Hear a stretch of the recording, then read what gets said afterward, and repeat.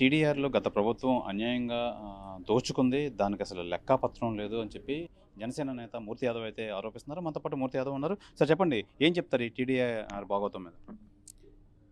గత వైసీపీ ప్రభుత్వంలో టీడీఆర్ల పేరుతో వందల వేల కోట్ల రూపాయలు విశాఖ మహానగరపాలక సంస్థ పట్టణ ప్రణాళిక విభాగంలో వాళ్ళు దోచుకు తిన్నారంటానికి అనేకమైనటువంటి సాక్ష్యాధారాలతో సాక్షాత్తు విశాఖ మాజీ వైసీపీ ఎంపీ ఎంవివి సత్యనారాయణతో పాటు అలాగే వైసీపీ నాయకులు కానీ అదేవిధంగా సింహాచలం దేవస్థానం భూమికి గత 2010లోనే ప్రభుత్వం ప్రత్యామ్నాయంగా 7 ఎకరాల ముడ్సలాలో సర్వే నెంబర్ 26లో స్థలం కేటాయించినప్పటికీ కూడా ఆ బీఆర్టీఎస్ రోడ్లో భాగంగా గాను ఇప్పుడు మళ్ళీ అదనంగా జీవీఎంసీ అధికారులు వైసీపీ ప్రభుత్వంలో ఆ యొక్క దస్త్రాలని దాచిపెట్టి ఇప్పుడు మళ్ళీ 200 కోట్ల రూపాయలు విలువ చేసేటువంటి టీడీఆర్ని అక్కడ ఆక్రమణదారులకు ఇవ్వడం అన్నది చట్టరీత్యా నేరము. ఖచ్చితంగా ఒక భూమికి యజమాని హక్కులు ఎవరైతే ఉంటారో వాళ్ళకి ఎప్పుడైతే ప్రభుత్వం ప్రత్యామ్నాయం భూమి ఇచ్చిందో ఆక్రమణదారులకు ఇంకా టీడీఆర్లు ఇచ్చేటువంటి ప్రసక్తే అసలు ఉత్పన్నం కాకూడదు.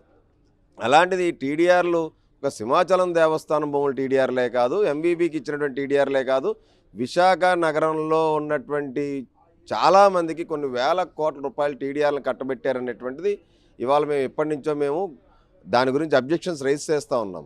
దొడ్డిదారిలో టీడీఆర్లు ఇవ్వటం అన్నది తప్పు. ఖచ్చితంగా టీడీఆర్లు మొత్తాన్ని కూడా వెలికి తీసి టీడీఆర్లు ఏవే టీడీఆర్లు ఎక్కడెక్కడ ఇచ్చారో డేటా ఇమ్మని చెప్పి అడుగుతున్నప్పటికీ కూడా ఇవాళకి కూడా పట్టణ ప్రణాళిక విభాగం అధికారులు మాకు డేటా ఇవ్వటం లేదు, కౌన్సిల్కి కూడా వాళ్ళు సమర్పించడం లేదు. ఎందుకు ఆ టీడీఆర్ల డేటాని దాచిపెడతా ఉన్నారన్నది మేము ప్రశ్న చేస్తూ ఉన్నాం. సార్ మొత్తం అది టీడీఆర్ లెక్కన ఏ మేరకు అసలు వాళ్ళు అన్యాయం చేశారు, ఎంత దోచుకున్నారని చెప్పి ఫిగర్ ఏమైనా ఉందా? వేల కోట్ల రూపాయలు అంటే ఒక టీడీఆరే ఇప్పుడు ఏదైతే మధురవాడలో ఉన్నటువంటి రేవల్లపాలెం టీడీఆరే 209 కోట్లు ఒక టీడీఆర్ విలువ. ఒక ఎంవీవీకి ఇచ్చిన టీడీఆరే 64 కోట్ల రూపాయలు టీడీఆర్ విలువ.